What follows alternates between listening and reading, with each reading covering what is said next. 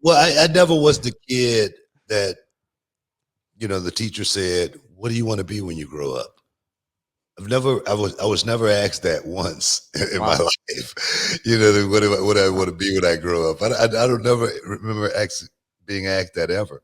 Um, and then to find myself not having direction, like not having a dad, is man, it's a hole in your life. It's something missing there. And I didn't have a dad, but I had that photo. I always tell people about, and that made me feel a certain way because that photo gave me strength. It was a strong photo of my dad, and I knew that my dad, he didn't walk out on the family. He passed away. I could take that. I could understand that. Man, I got dealt a bad hand right there. My mother, ended up having to have back surgery, and boom, that's the last time I talked to my mother. Man, I got really a bad hand right there. Really, really a bad hand. And then one would say, well, you're the youngest of eight. You got big brothers and sisters. They can take care of you. But you got to realize also that there were kids as well because they lost their mother. No matter how old you Yeah. are, you still a kid to your mom. You know what I mean? Right. So we all got dealt a bad hand, and that's when people start, questioning life and questioning God, and wondering, what am I going to do? Man, this is where I'm supposed to be. Um, you can start thinking that way. You get locked up.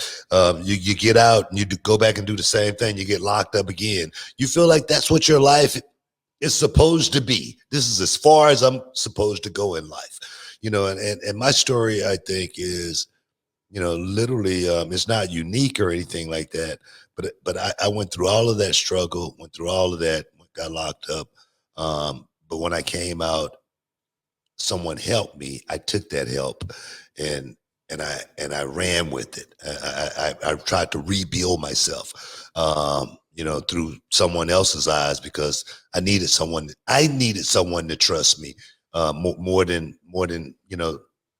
anything. I needed someone to give me that stamp of approval. It's almost like a lot of my students, when they come in the door, sometimes they just need a pat on the back. Sometimes they just need to be told, "Man, you did a great job," take them to the next level, and I think for me, um, that was the thought process, from day one.